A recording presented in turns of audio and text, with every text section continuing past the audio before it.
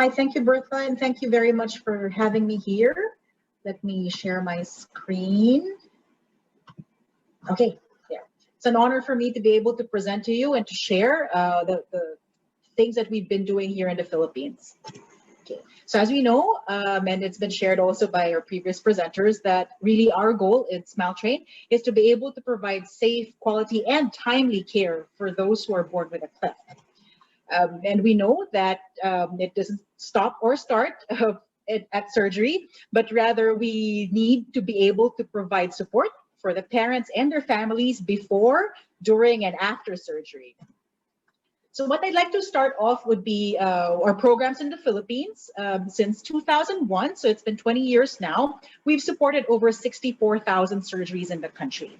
We have done this through a partnership with about 60 partner hospitals and organizations. Right now, we're very grateful that we have more and more partners who are providing comprehensive cleft care and not just surgery. So we have about 10 partners providing speech therapy services, 6 partners providing cleft orthodontics, and now at least 4 partners providing nutrition services, which is what we will discuss later on in my presentation. Of course, we're also providing support for psychosocial well-being or empowerment programs too. So the year 2020 was a year of challenges for everybody around the world, but we'd also like to think of it as a year of innovation. In the Philippines, there are about 5,000 babies born with a cleft every single year. And last year, we supported about 1,845 surgeries.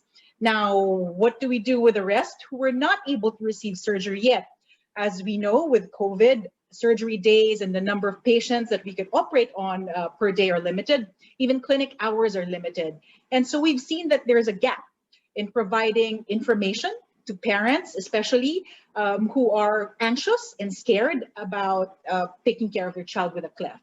So the past year, we've tried to come up with new ways or new solutions to be able to provide the information to the parents. In the past, for example, a parent gives birth to a baby with a cleft, they can walk into a hospital or a SmileTrain partner and talk to a surgeon, talk to a pediatrician, talk to a nurse and receive that information. But with COVID, they're not able to do that. So what do? They send SmileTrain messages to ask, what do I do? Where do I go? So this is why we started off with, we've created a number of online webinars and discussions. We've streamed, we've launched CleftCon Philippines, where we discuss different aspects of cleft care. All of these are streamed on SmileTrain Philippines Facebook page. Most of them are in the local language for more people to understand. We've also created, we've also developed not just discussions for patients and their families, but also for our partners, social worker, the frontliners in our partner hospitals, like social workers, nurses, patient coordinators, so that they're also aware of what advice they should be giving to patients if they receive calls or if they're able to see patients in their clinics. So we've also launched telehealth service. We started off with a telehealth program for speech therapy. So, in the Philippines, there are less than 700 certified speech language pathologists and about 4,000 babies born with a cleft palate annually.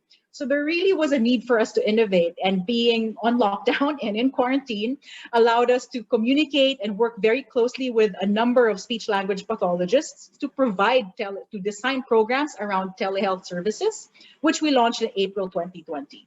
So to date, we've helped over 200 patients under this program, and the program has been recognized by a number of award-giving bodies, such as the Anvil and Quill Awards, and most recently the Asia Pacific Stevie Awards.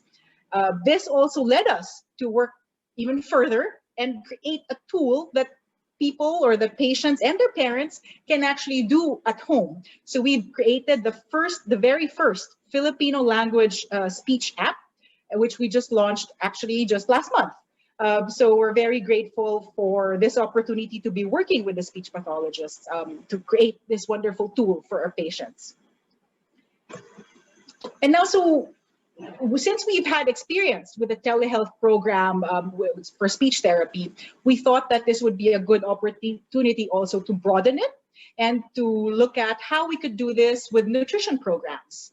one of the things that we've noted during the pandemic is that a lot of mothers who are still pregnant sent us messages and said that during their last ultrasound or last checkup with their OB, they found out that their child may have a cleft. And so they wanted to find out more information. And at that time, we didn't really know what information to provide, except that, you know, when you give birth, let us know so we can refer you to a partner hospital.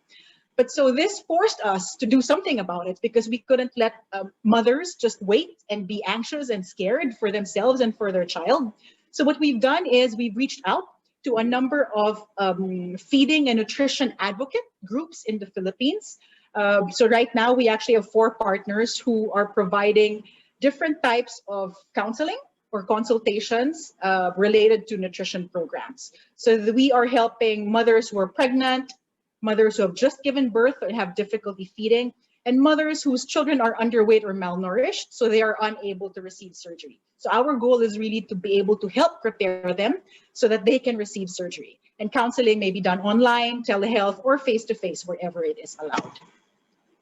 So what we've done over the past year is we've had a series of different discussions with experts. So on the top, you will see Dr. Mian Silvestre. She's actually a perinatologist and neonatologist who is a consultant also of the WHO and UNICEF here in the Philippines, as well as the local Ministry of Health. So she's developed guidelines about breastfeeding and nutrition for infants. And she was very instrumental in helping us expand our program. So I'd like to share with you some of the information that we provided, whether it's through our online platforms or through one-on-one counseling. So it really depends on who the audience would be.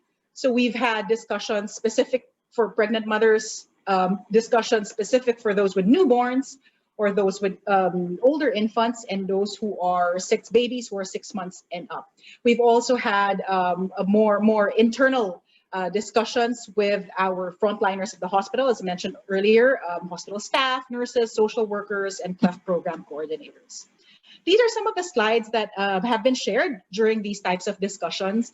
It's important for me to let you know that we do have restrictions or guidelines in the Philippines. So we're not, for example, allowed to promote bottle feeding. This is part of the milk code, which promotes breastfeeding in all hospitals around the country. So our partners, our nutrition advisors and counselors really push for breastfeeding.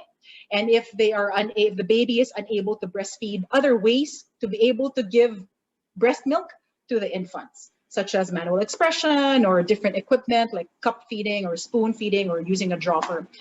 So the information I thought was very helpful because one, especially for those who are mothers who are still pregnant, even just preparing for the birth of your child with a cleft was such a comforting information campaign, because then they're not so scared anymore, and so they're prepared, because then we provide them also with information, or the counselors rather provide them with information that they need to discuss with their OB gynecologist or their midwife prior to giving birth. What should a mother eat? Breastfeeding, even breastfeeding during a pandemic. What if the mother has COVID? What do you do? And things like that. So I think a lot of this information, obviously I'm not an expert on this, but if we have nutrition advisors or counselors who would be able to share all of this information either through various materials, such as what's been previously shared by my colleagues earlier, I think that would be very helpful for mothers, because then they're aware and informed about what to expect when their child is born, and what to expect when they're breastfeeding or feeding, right? As I mentioned earlier, we do comply with many guidelines on feeding and nutrition in the Philippines. So our experts start off with slides that inform the mother that we are only allowed to provide you with this information. So we have, there's a program called Unang Yakap, or the first embrace, which basically talks about as soon as you give birth, the baby should be placed on the mother's chest, and the baby would naturally latch on the mother's breast. And we've seen videos which are really moving and so powerful to inspire other mothers and inspire health practitioners to encourage this type of protocols when the baby is born. right? And so I mentioned also the milk code, and I know all of you are familiar also with the first 1,000 days, which is also something that our nutrition counselors or advisors really promote and push when discussing this with mothers and new mothers who have just given birth, as well as our healthcare providers at Smelter Partner Hospitals. What I'd like to share with you in my last few slides are some examples of the babies that we've helped. Actually, this is a very new program. We've only launched the one-on-one nutrition counseling early this year, about in February or March. So we do have a few examples of some babies who were helped. So this baby was, if you see on the far left, when he came to a Smile Train nutrition partner, he was heavily underweight. He was not gaining weight from when he was born. And the mother was surprised because when they taught her how to feed, the baby just latched all of a sudden and started suckling. It was so moving to see videos of babies who are able to do this, because then you see that it's really a natural way, natural for them to be able to do this. But the worrying, the challenge here was that the mother did not have enough milk, because it was a few weeks after she gave birth when she sought our help. What the partner did, our nutrition counselor, what she did was she called for a milk drive, like donations for breast milk. So for 2 weeks, the mother was actually giving breast milk donated to the partner, to the nutrition counselor. And after that, once her own breast milk was sufficient, she no longer needed the donated breast milk.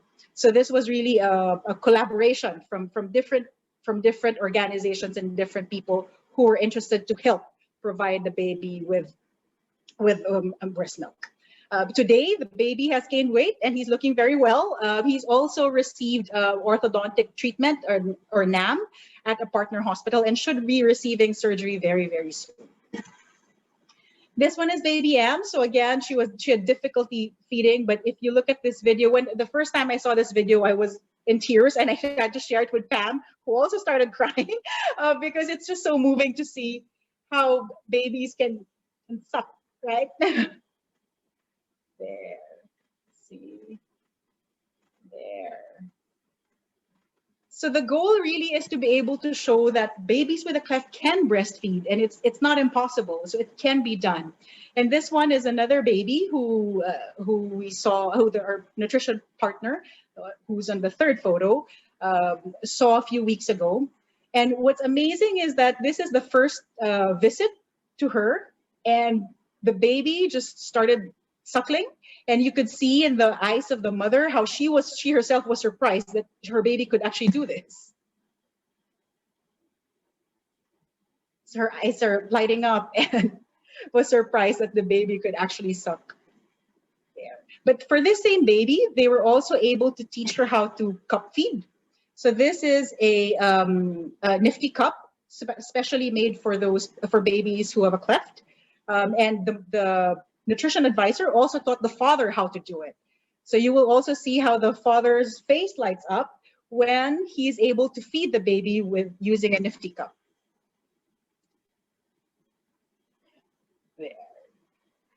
There you go. So these are some of the babies we've seen over the last few weeks here in the Philippines who are receiving counseling for nutrition. So what's next?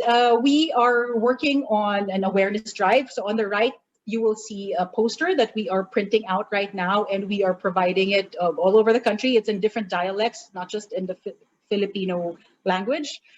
Basically, it says that, a baby with a cleft can breastfeed. So if you need help, or if you need to learn more about different ways to provide your baby with breast milk, please reach out to Smile Train. We're also developing materials in local languages and local dialects. We're expanding our network of feeding advocates and counselors. So because of what we've done with the 3 or 4 partners in the beginning, there have been a lot of interest to be able to provide nutrition services through our partner hospitals. And of course, we need to provide training for nurses, frontliners, other pediatricians, just so everybody is aligned in terms of protocols, what is allowed, what is not allowed, what is encouraged, and the hierarchy of what to give if, let's say, a child is unable to breastfeed or unable to take breast milk. So this is something that we are working on, and will happen in the next few months. There. So thank you very much again for giving me the opportunity to share with you what we've been doing in the Philippines.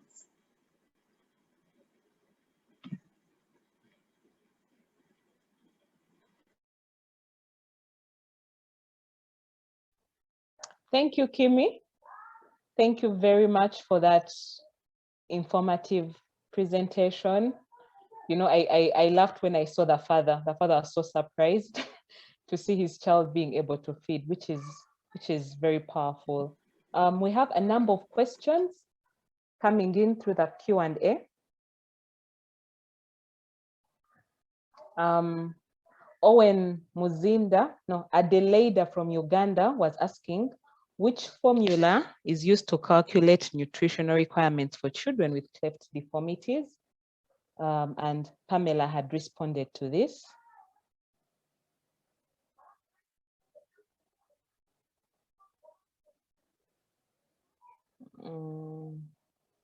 I think we're all able to see the answers.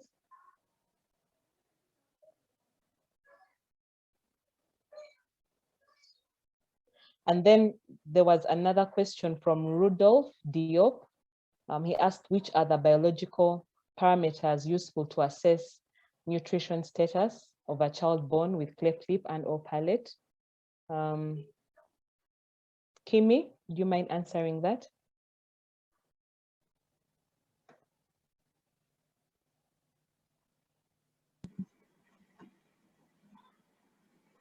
Sorry, I think Pam would be able to answer that. Hi, I'm so sorry. My Zoom shut down, so I'm restarting in. Can someone repeat the question for me? Yes, the question says, which are the biological parameters useful to assess nutritional status of a child born with cleft lip and palate? Right. So I think, I mean, from my experience of just working with our program advisors around the world, you know, it's really the weight, the age, the height that's used to continuously monitor the nutritional status of the children. But really the expert on the call, actually, I would put this back over to you, Bertha, if you wouldn't mind commenting. You're the one that is actually on the ground providing this care every day. So I would love to hear your thoughts on this. Okay. Thank you.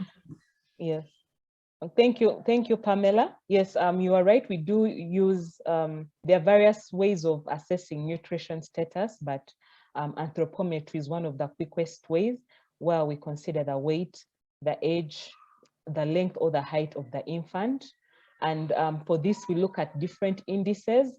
We have what we compare the weight against the age of the child, and that will help us to determine whether the infant is having a normal weight for their age, or if they are overweight, or if they're underweight. And then we also have an index where we compare the child's weight to their length or their height, which would indicate wasting in the event that the child has a less weight compared to their length at the time that the measurements are taken. And then the last index that we have is the length for age, which helps us to determine whether a child has an appropriate length according to their age. From this, we're able to tell whether a child is stunted or they have a normal length compared to their age, to their peers, or if they are taller compared to their peers. We usually use the World Health Organization Z scores for each of these different indices. And if a child has an immunization card, the immunization cards usually have the weight for age graphs or charts, whereby you keep tracking the growth of that child. It could be every 2 weeks or every month to see if the child is growing well, and to also intervene in case the child is not growing properly. I hope I've answered the question. Thank you, Bertha.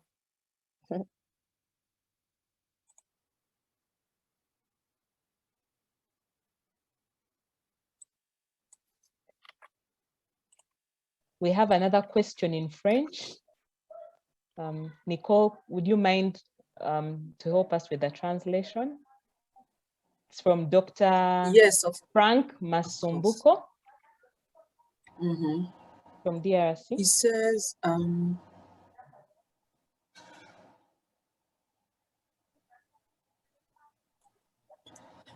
1 second, please. I'm about to translate it.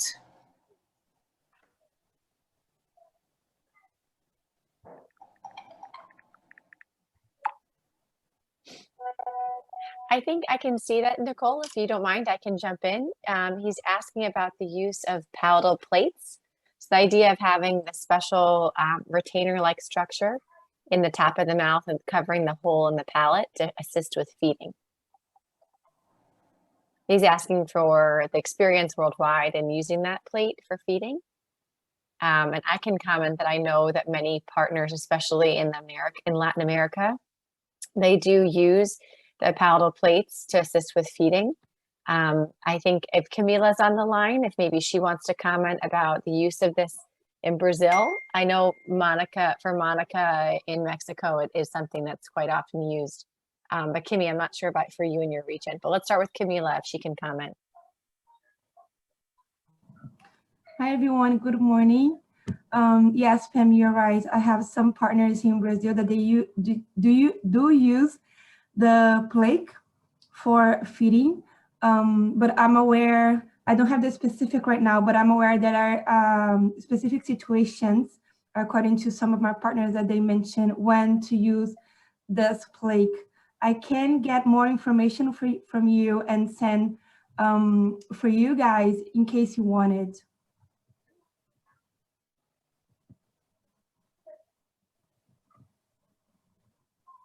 Thank you, Camila. If we do not have any other questions, allow me to hand back over to you, Emily. It has been a great presentation. Thank you very much to each and every one of our presenters. Thank you for sharing. Thank you. Thank you all. Emily? Thank you so much, Bertha. I think there's a question, Dr. Nicole, you could possibly assist. It's on the chat from Janot. From Janot, actually. Of course. He says, is the